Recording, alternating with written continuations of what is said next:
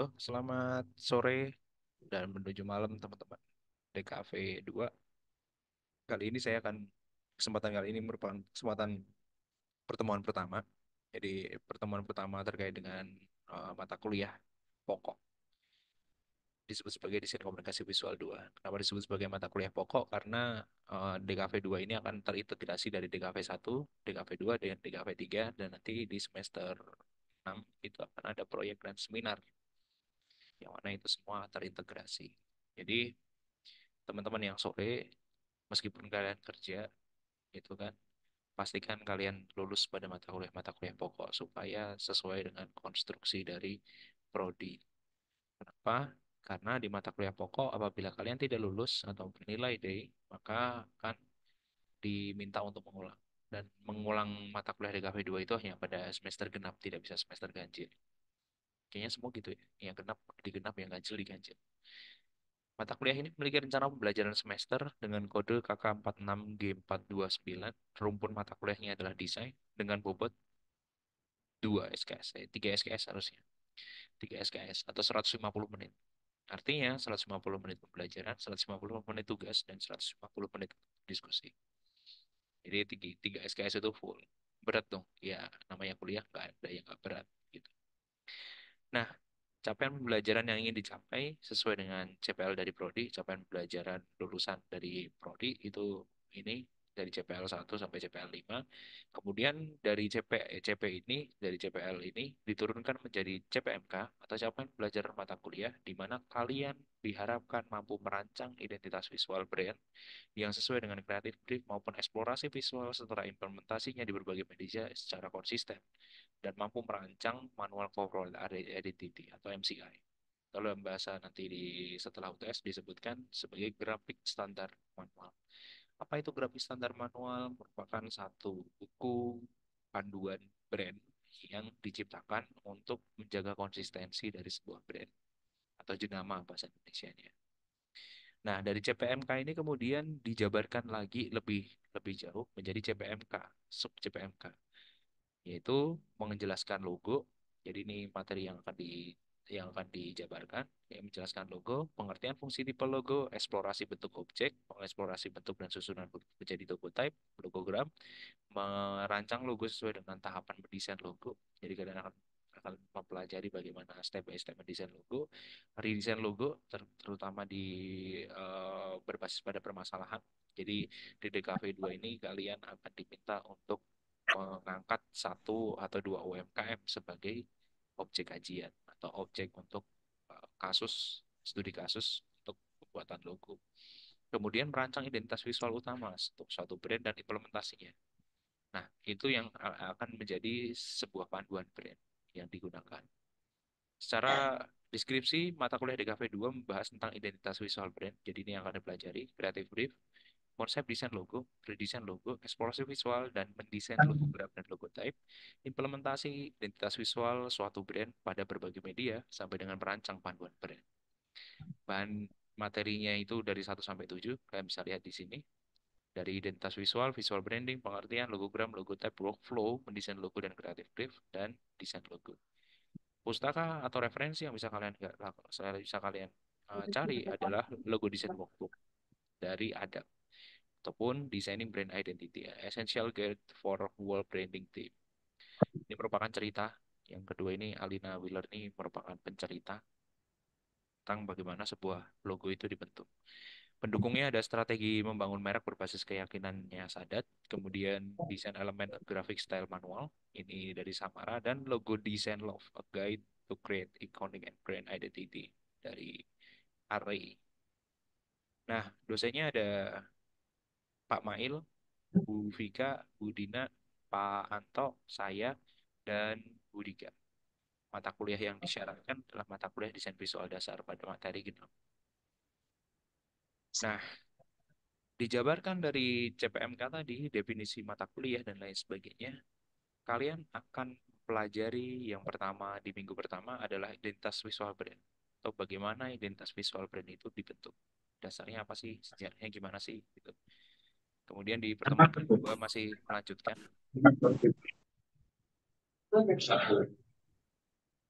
Pertemuan kedua masih melanjutkan berkaitan dengan pengertian fungsi jenis elemen prinsip yang biasanya akan saya padatkan pada satu pertemuan hari ini.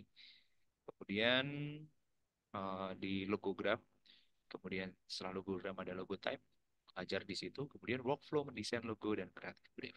Ini akan menjadi titik poin atau menjadi satu hal yang penting untuk nanti kalian selesaikan di DKV 2, yaitu workflow mendesain logo dan creative brief. Jadi bagaimana menyusun creative brief, bagaimana dari creative brief diturunkan menjadi mind mapping, diturunkan menjadi mood board, diturunkan menjadi rough sketch, diturunkan ke morphological metric, sampai diturunkan menjadi sketsa.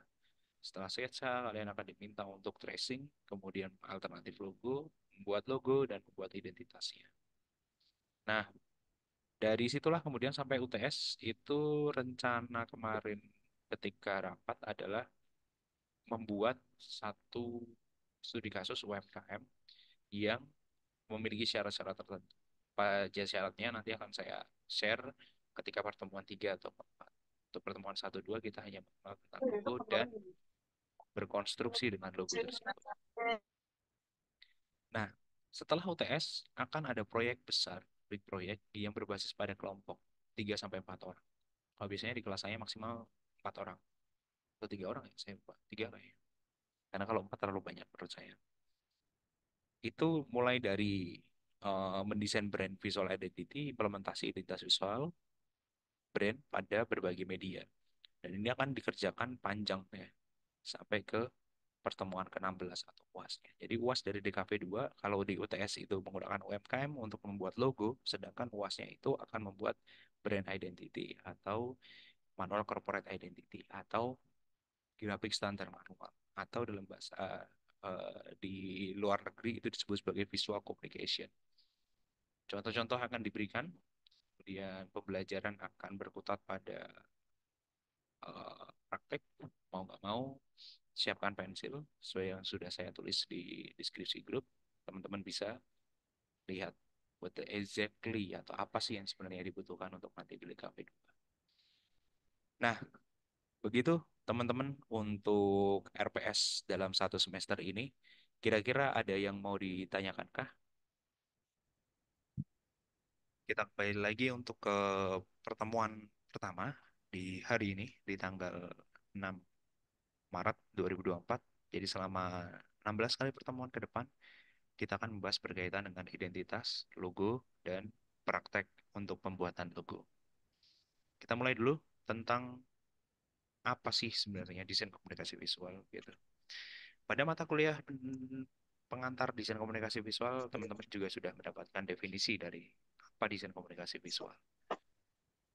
Dan mata kuliah lain seperti desain visual dasar, kemudian karakter visual itu pasti juga sedikit banyak disinggung tentang apa itu desain komunikasi visual. Pada intinya adalah yang disebut sebagai desain komunikasi visual merupakan disiplin ilmu yang pelajari konsep komunikasi secara visual, yang mana kita bermain tentang gambar, bentuk, tatanan huruf, serta komposisi warna, layout. Nah, target dari desain komunikasi visual adalah gagasan yang bisa diterima atau pesan yang disampaikan. Sehingga pertimbangan berkaitan dengan target market atau orang yang menerima pesan yang dibuat oleh komunikator visual itu menjadi penting. Elemen visual itu yang menjadi hal utama yang nantinya dipermainkan untuk menjadi satu karya. Dapat dikatakan bahwa elemen visual yang digunakan oleh suatu brand untuk membangun karakter identitas dari logo, warna, typeface, tagline, brand, warna brand atau brand color, komposisi desain dan lain sebagainya itu yang menjadi konstruksi dari desain komunikasi visual. Jadi bagaimana teman-teman itu mampu mengolah pesan yang ingin disampaikan. Contoh, ketika kita bertemu dengan produk-produk seperti ini, yang cenderung tidak ada nama, ataupun kalau ada nama dia hanya sekedar kecil saja gitu, seperti yang bagian kanan. Maka sebagai seorang desainer komunikasi visual akan memikirkan pesan apa yang kira-kira mau ditampilkan. Basisnya atau akarnya untuk dapat menggali itu adalah diskusi, adalah riset pasar, adalah mengkonstruksi secara terstruktur tujuan besar dari entitas yang diangkat. Gitu. Disitulah kita membutuhkan desain supaya tidak hanya sekedar bentuk yang seperti ini, tapi bisa menjadi lebih canggih atau bisa lebih berkomunikasi dengan baik. Nah, desain itu merupakan bagian dari promosi atau based on promotion, berbasis pada promosi karena promosi pemasaran itu berkaitan dengan bagaimana produk itu dikenal oleh orang. Promosi biasanya akan berputar pada bagaimana pesan yang ingin disampaikan, bagaimana kesan yang ingin disampaikan. Tadi ada pesan, ada kesan, dan bagaimana visual yang ingin disampaikan. Ada beberapa istilah yang akan digunakan dalam DKP 2 ini. Teman-teman bisa mencatat, menulis berkaitan dengan istilah-istilah penting ini. Selain tadi di depan sudah disinggung sedikit banyak berkaitan dengan apa itu brand, kemudian apa itu logo, apa itu identitas, dan lain sebagainya. Ada satu istilah disebut sebagai entitas. Entitas merupakan objek sebenarnya yang dimaksud. Entitas bisa berupa apa saja, baik itu objek fisik maupun non-fisik, barang, jasa, bla bla segala macam, segalanya. Contoh, entitas Indonesia adalah sebuah entitas yang diwakili oleh bendera merah putih. Jadi biasanya entitas itu adalah kejelasan produk apa atau kejelasan jasa apa yang dimaksud dari hal tersebut. Itu istilah pertama. Istilah kedua, produk. Produk barang ada produk dibagi menjadi dua, ada produk barang dan produk jasa. Barang atau jasa yang dapat diperjualbelikan, itulah yang disebut sebagai produk. Apapun yang bisa ditawarkan ke pasar dan bisa memuaskan keinginan atau kebutuhan atau memenuhi keinginan atau kebutuhan dari sebuah mekanisme pasar gitu. Orang butuh apa? Masker, maka produknya berupa masker. Butuh untuk mendinginkan ruangan, orang butuh AC, produknya AC. Itu istilah kedua. Istilah ketiga adalah brand. Brand Korea adalah idea atau ide. Jadi sebagai identitas perusahaan, brand itu tidak hanya digambarkan dalam sebuah simbol seperti logo, tapi dia bersifat menyeluruh. Jadi karena bentuknya dia adalah idea atau ide, bisa berupa nama, simbol, bentuk, iklan, slogan, bla segala macam. Yang mana dia diciptakan untuk mengulangi penggunaan unsur-unsur tersebut secara konsisten. Tujuan besar dari brand adalah penanaman ide dalam benak target market. Saya ulangi lagi, tujuan besar dari brand adalah penanaman ide pada target marketnya. Contoh, ketika kita ingin mencuci, maka antara Rinso dengan Daya, dengan Wings biru misalkan, akan menjadi ide dalam diri kita sesuai dengan pengalaman kita menggunakan. Nah, penanaman berkaitan dengan ide, oh mencuci enaknya pakai apa ya gitu. Oh, yang bersih, yang rodanya bandel misalkan. Ya gunain Rinso misalkan. Nah, itu berarti brand Rinso masuk dalam pikiran target market. Atau kalian sudah menjadi bagian dari target marketnya Rinso. Sedangkan branding merupakan kegiatan yang dilakukan untuk menanamkan. Itu yang disebut sebagai branding. Definisi secara keseluruhannya adalah kegiatan membangun sebuah brand. Membuat identitas, termasuk logo, merupakan salah satu kegiatan branding. Dan juga dapat dilakukan dengan membuat aplikasi media. Ini yang membedakan. Apa bedanya branding, visual branding, marketing, dan penjualan? Ada yang mau kasih gambaran antara empat istilah ini? Siapapun, silakan untuk membuka. Apa yang membedakan antara branding, sudah disebut di atas, visual branding, marketing atau pemasaran, dan penjualan? Ada yang mau kasih pendapat?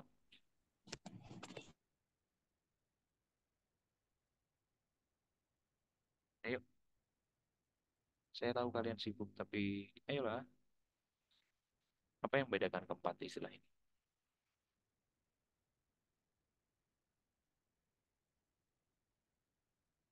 Gak ada yang mau jawab dari 27 orang ini.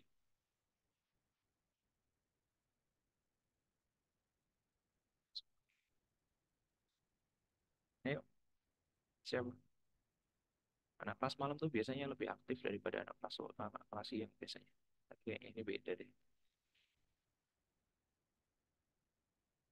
Ayo, siapa?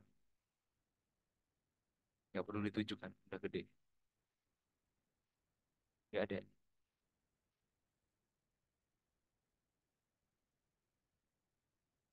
nggak ada. Apa yang membedakan di antara empat istilah ini? Ada yang mau jawab? Silakan. Ayolah, siapapun. Dari 27 nggak ada yang ngobrol.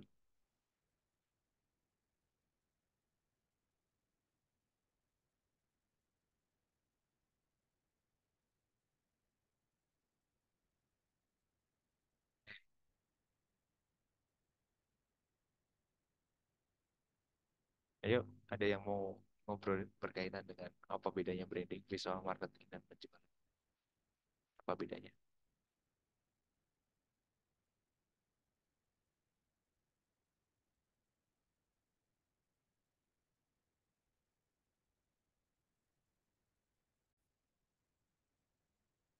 Jadi kalau mau mengkonstruksikan pembedaan antara keempatnya, maka kita perlu untuk melihat dulu apa sih yang di menjadi core atau yang menjadi inti dari masing-masing keilmuan ini. Branding, seperti yang sudah saya bilang di atas tadi, yang diperjualbelikan adalah ide. Jadi dia akan berkutat tentang ide apa yang akan ditanamkan di benak konsumen atau target marketnya. Visual branding itu merupakan salah satu cabang dari branding. Jadi branding itu ada banyak, Pak. Ada brand awareness, ada integrated marketing communication branding, ada branding, merchandising branding, dan lain sebagainya. Visual branding itu hanya salah satu yang berfokus pada pembentukan ide secara visual. Jadi kalau branding tadi core-nya ada ide, visual branding core-nya ada pada bagaimana memvisualkan ide. Itu disebut sebagai visual branding.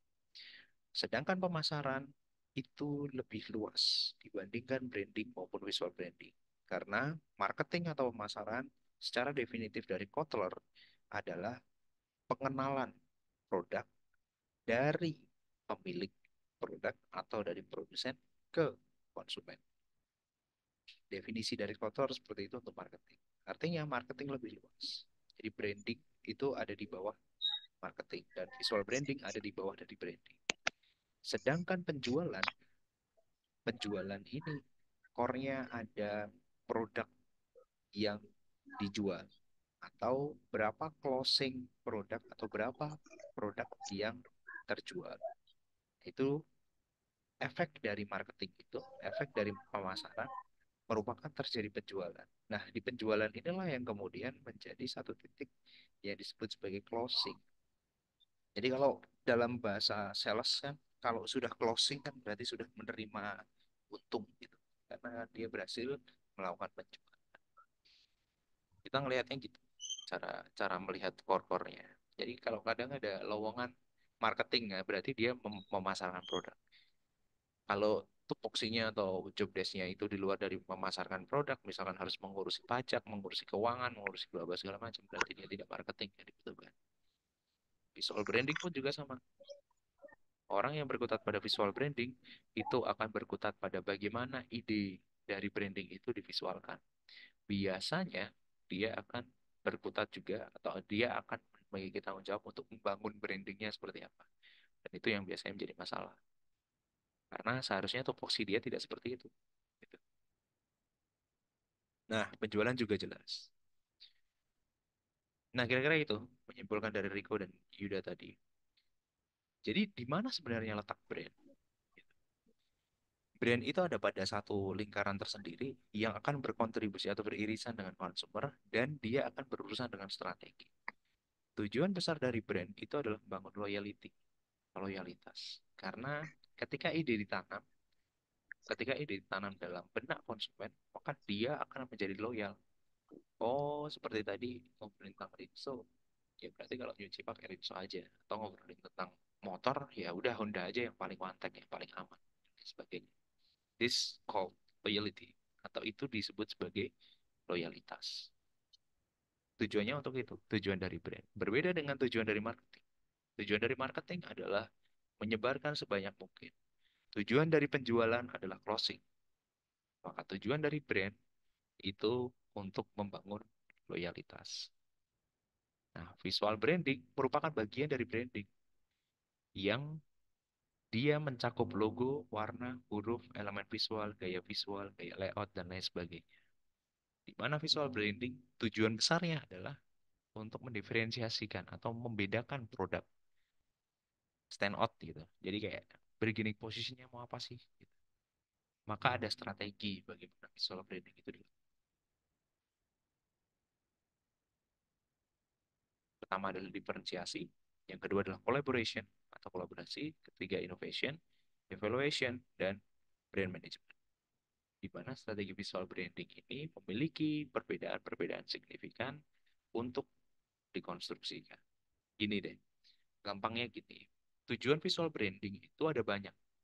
Nggak cuma sekedar, oke, masalah visual branding ini kemudian kita buat konstruksinya atau kita buat desainnya, kemudian selesai. Enggak kayak gitu. Jadi misalkan ada produk baru, launching produk baru, maka brand yang strategi visual brandingnya akan diferensiasi. Tapi ketika ada produk misalkan apa namanya, Indofood, Asasi, itu kan hasil dari kolaborasi, kerjasama antar produsen, agensi, dan lain sebagainya. Jadi brand itu digabung biasanya. Atau Goto, Gojek, Tokopedia, itu kolaborasi. Strategi visual brandingnya berbeda dengan yang diferensiasi tadi, dengan yang baru keluar, dengan brand awareness. Ada innovation, peremajaan, rebranding, logo, seperti logo Mandiri, logo KAI, itu merupakan inovasi, strategi branding. Ada evaluation, ada evaluasi penerimaan dari halayak terhadap brand, dan yang terakhir adalah manajemen brand, bergerak sesuai dengan zamannya. Ada Pepsi, Coca-Cola, dan lain sebagainya. Nanti kita akan bahas. Nah, logo itu sebagai identitas. Dia juga berperan sebagai visual branding karena logo merupakan satu hal yang menjadi titik poin atau titik acuan utama terhadap brand itu sendiri. Itulah pentingnya kita memahami bagaimana strategi logo ini itu mampu diaplikasikan pada semua strategi visual branding. Contoh seperti Gojek merubah logonya dan kemudian kita bisa lihat bagaimana aplikasi-aplikasi logo Gojek itu diaplikasikan pada banyak media. Secara historis, logo sendiri sudah terbentuk sejak zaman Mesopotamia.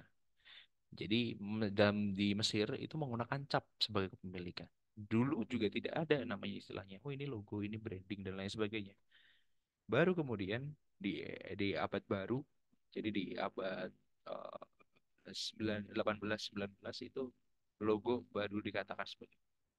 Tapi orang zaman dahulu seperti Mesopotamia dari Mesir ataupun dari Romawi, zaman Romawi itu diciptakan identitas nasional gitu. Seperti Romawi ada SPKR gitu. Senatus Populus Romanus atau Senat dan Rakyat Roma yang diterapkan pada banyak hal termasuk koin, literatur politik, legal, sejarah dan monumen yang lain. Nah, pada abad pertengahan, seniman-seniman ini mulai mencantumkan simbol pada karya mereka. Jadi ada pada karya-karya seperti candi, kemudian ada prasasti, dan lain sebagainya. Tanda yang dikembangkan lebih ke arah simbol dan bersifat rahasia. Di Jawa sendiri juga ada simbol seperti Surya Majapahit untuk mendefinisikan bahwa itu merupakan kekuasaan dari kerajaan Majapahit. Saat itu pun, saya ulangi lagi, tidak disebut sebagai simbol tersendiri. Dia merupakan simbol dari negara atau dari wilayah kuasaan. Nah, simbol yang lain itu ada stonemason mark, simbol yang dibuat oleh tukang bangunan pada dinding kastil atau gereja, di mana menjadi ciri khas. Kalau kita lihat film-film penggalian Mesir dan lain sebagainya, mereka akan ada simbol-simbol kayak gini, piramida. Baru di abad 13-14 muncul printer mark yang menjadi identitas untuk ke mesin cetak. Ini dibersamai dengan uh, industri WAP atau industri 2.0. Jadi kala itu mesin cetak mulai berkembang di tahun 1439, yang mana cetakannya masih disusun satu persatu. Simbol-simbol itu lama-kelamaan berkembang menjadi satu karya tersendiri. Artinya makin banyak uh, penerbit-penerbit yang menggunakan satu simbol untuk menentukan atau mendiferensiasikan dirinya kepada yang lain. Nah, pada era ini juga Prancis, cap yang digunakan untuk produk porselen itu diciptakan. Dan juga pada era ini simbol-simbol juga digunakan pada poin. Jadi basic dari logo sebenarnya adalah basic dari simbol itu sendiri. Lalu kemudian di 1947 karena ada persaingan industri, Shell membuat logonya dia. ABC membuat logonya dia. Coca-Cola juga sama. Ada konstruksi yang banyak terjadi ketika di 1885 Frank Mason Robinson mendesain logo Coca-Cola. Gitu. Jadi awalnya Coca-Cola tidak pakai strip, kemudian pakai strip lagi. Dan ini merupakan logo yang paling terkenal di dunia. Ada di awal abad 19, Procter and Gamble atau P&G merupakan salah satu perusahaan pelopor yang menyadari manfaat penggunaan trademark secara konsisten. Sehingga P&G itu juga menggunakan logonya dia pada produk-produk barunya, melakukan market research untuk mengetahui kebutuhan pelanggan. Pada abad 19 inilah kemudian marketing 3.0 itu berjalan. Marketing 3.0 adalah marketing yang dipelopori berbasis pada pelanggan sentris gitu. Artinya apa yang dibutuhkan pelanggan itu yang dipenuhi. Dan itu yang menguasai hampir satu abad sistem ilmu marketing. Ketika masuk 4.0, masuk ke dalam dunia digital. Sehingga industri-industri itu memuat ke wilayah-wilayah yang aplikatif digital. Contoh, landing page, kemudian ke blog atau ke www.apa.com dan lain sebagainya. Itu marketing 4.0. Marketing 5.0 akan berputar pada data. Jadi berbasis pada data. Contoh, algoritma Instagram, algoritma YouTube, algoritma Twitter. Itu adalah marketing 5.0. Targetnya disesuaikan dengan siapa yang mengakses itu. Karena based on data. Itu 5.0. Nanti 6.0 akan berevolusi lagi. Sekarang kayaknya lagi dikembangin Pak. 6.0. Kalau 5.0 kayaknya sudah mulai basi ya. Karena data akhirnya banyak bisa dimanipulasi. Sekarang 5.0 juga dibantu dengan augmented reality. Nah, sistem identitas perusahaan diperkenalkan pertama kali oleh Peter Barnes tahun 1907. Jadi, istilah utama logo itu justru pada 1907 baru disebut itu sebagai logo, dan itu pun masih belum dikatakan logo tapi sebagai identity, trademark identity atau identitas trademark. Yang trademark itu ini merek dagang, jadi merek dagangnya apa gitu, itu nanti trademark namanya oleh Peter. Nah, orang Jerman lah yang menggunakan trademark yang bersifat ikonik. Kalau yang ini kan tulisan, yang ini ikonik. Itu di tahun 1884 sampai 1948. Desainer logo Jerman yang bold gitu dan permainan visualnya cerdas ditiru oleh banyak desainer di dunia. Nah, istilah corporate identity dipopulerkan oleh J. Gordon Lippincott, seorang insinyur sipil di tahun 1945 bersama Walter P. Margulies membangun perusahaan konsultan desain bernama Lippincott and Margulies Inc. Sekarang menjadi Lippincott. Ini eh, kalau bisa dibilang pelopor identitas berbasis pada logo. Paul Rand pada tahun 1914 sampai 96 merupakan pelopor Swiss style gitu, di mana dia berpendapat bahwa sebuah logo tidak dapat bertahan lama bila didesain tanpa mengutamakan kesederhanaan bentuk. Ini yang mendasari pemikiran bahwa logo itu harus simpel. Padahal sebenarnya tidak semua simpel. Coca-Cola itu nggak simpel, tapi dikenal. Nah, di tahun 1900, negara pertama yang memiliki sistem identitas itu Kanada. Tahun 1969, pemerintahnya memikirkan perlu adanya identitas, bukan hanya sekedar lambang, dengan segera negara-negara lain mengikuti langkah Kanada. Nah, kita bisa lihat bagaimana sebenarnya metamorfosis logo yang terjadi di dunia. Pepsi Cola, merek dagang di tahun 1903, itu tampak seperti logo pesaing utama mereka, Coca-Cola. Di mana ketika mereka melakukan penelitian, itu ada 100 juta dolar termasuk biaya perubahan logo dan sastra pemasarannya atau marketingnya, itu dari Pepsi Cola yang sama seperti Coca-Cola berubah menjadi logo yang hari ini kita nikmati, Pepsi-nya. Jadi metamorfosis ini yang juga kita lihat bagaimana juga dipelintir untuk menjadi sesuatu gitu, untuk untuk dikritisi. But it's okay gitu. Apple pun juga sama. Logo pertamanya sangat rumit gitu, tidak ikonik. Kemudian berubah menjadi lebih ikonik di tahun 1976 sampai Steve Jobs kemudian menetapkan logo Apple Roa gitu kan yang sangat terkenal.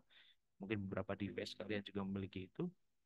Dan juga ada Volkswagen di mana konstruksinya dari tahun 1939 berubah menjadi lebih sederhana. Transformasi-transformasi ini yang kemudian mendefinisikan bahwa logo merupakan simbol yang merepresentasikan sebuah perusahaan atau sebuah karakter materi atau imaterial atau entitas dari sebuah produk yang biasanya terdiri dari teks, imaji grafis, atau kombinasi di antara keduanya. Itulah kata dasar logo, itu merupakan logos, yang berarti kata atau pembicara atau pengetahuan dalam bahasa Yunani.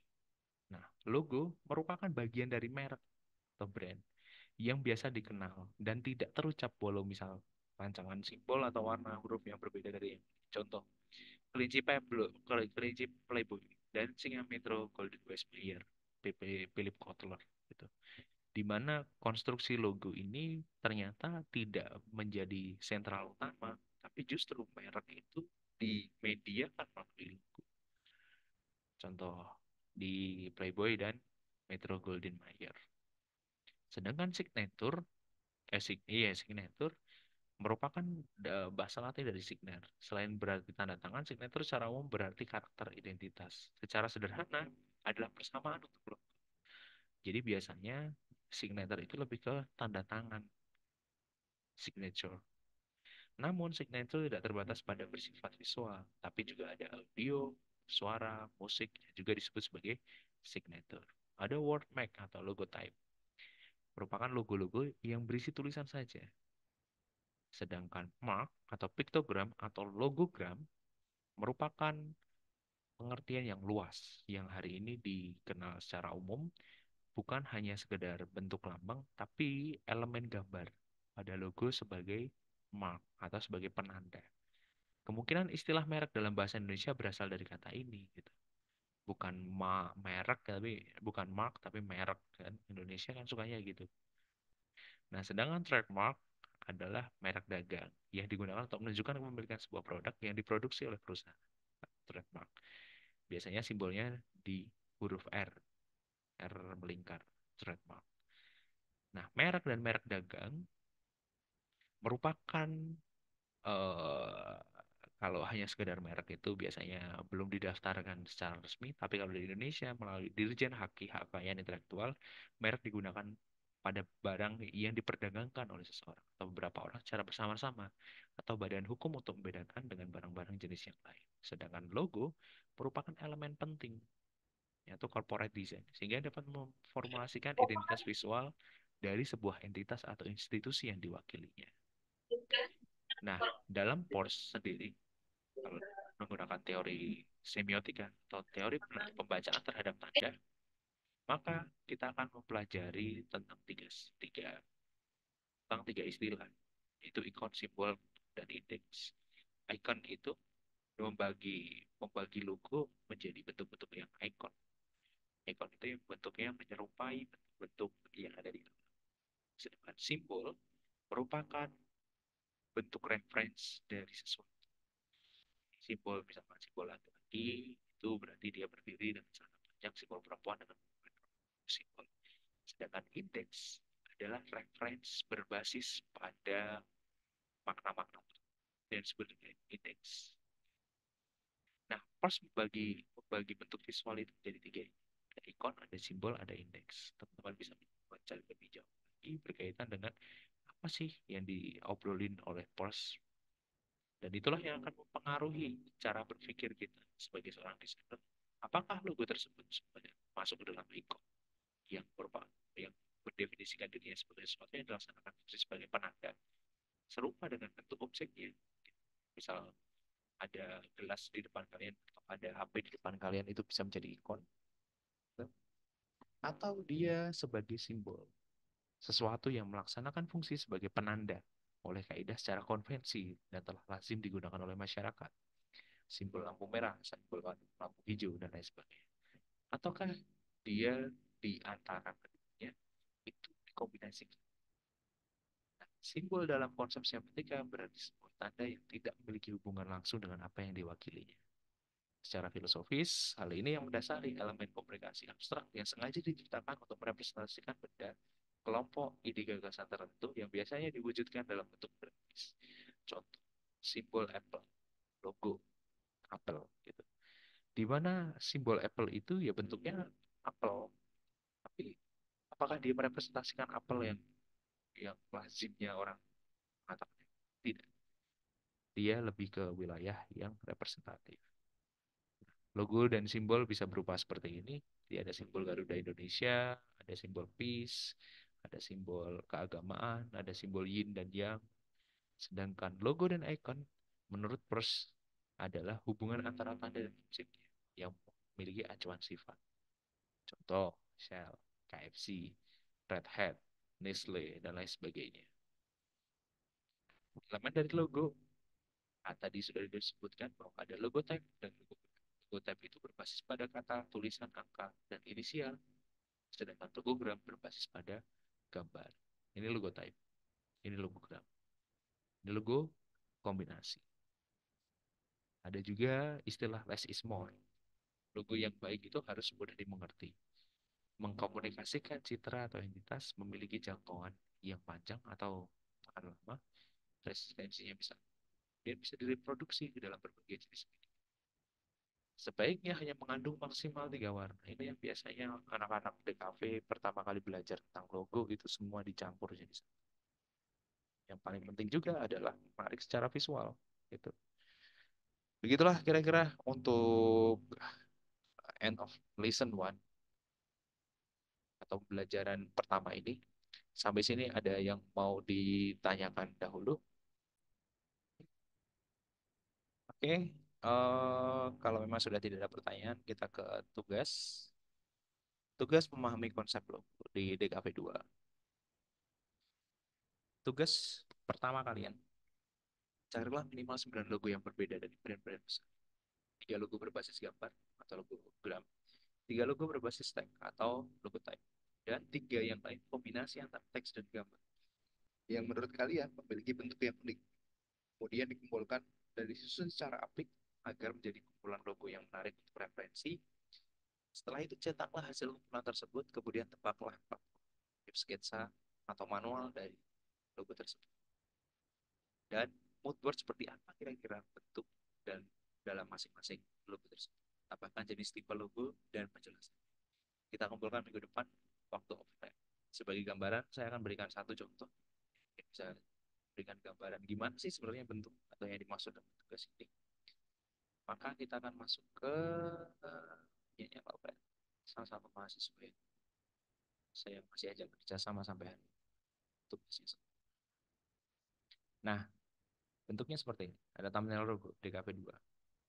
Depan saya tidak mempermasalahkan format ya. Jadi bodoh, saya formatnya terserah kalian kayak gimana. Tapi esensi dari tugas ini adalah untuk mengeksplorasi bentuk manualnya kayak gini. Contoh, ada DJB, Dirjen Pajak itu, Direktorat Jenderal Pajak. Mood board atau kotak susunan mood itu berasal dari apa sih yang berkaitan dengan DJP? Oh, dia berkaitan dengan uang, dia berkaitan dengan jasa. Nah, baiknya yang disertakan dalam mood board itu warna satu. Yang kedua adalah gambar-gambar yang berkaitan dengan DJP, termasuk uang, emas, dan lain sebagainya. Dan hal-hal yang dia lakukan secara visual untuk menjadi mood board. Kemudian dari mood board ini kalian kembangkan bentuk DJP itu sesuai dengan mood board yang dibangun. Dibentuknya dari alternatif. Pak, gimana cara mengeksplorasinya? Eksplorasilah bentuk-bentuk yang kira-kira mungkin bisa mengubah dari logo tersebut. Jadi, saya ulangi lagi. Satu, ini baru satu ya. Baru satu. Logonya yang terkenal yang menurut kalian menarik, kemudian dibuat mood boardnya. Dari mood board kalian juga buat manualnya. Hitam putih Pak, hitam putih. Kalau mau kalau mau berwarna, silakan. Saya tidak akan membatasi hal tersebut. Contoh lain, cukup moodboardnya cukup sederhana, sedikit. Semakin banyak moodboard itu akan semakin banyak, semakin bisa ngomong. Nah, karena di Jeko ini ada peacock, ini kan peacock. Mas, jadi saya lupa bahasa Indonesia yang peacock. Di bahasa Inggrisnya, di bahasa Indonesia. Burung cendrawasih, ya, cendrawasih. Melalui produknya dia tema-tema yang ingin dia bangun, tema yang di share dan gambar video itu sendiri. Kemudian thumbnailnya itu juga akan berupa burung cendrawasih itu sendiri. Harus detail seperti ini.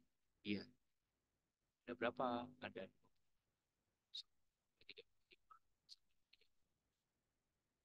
1.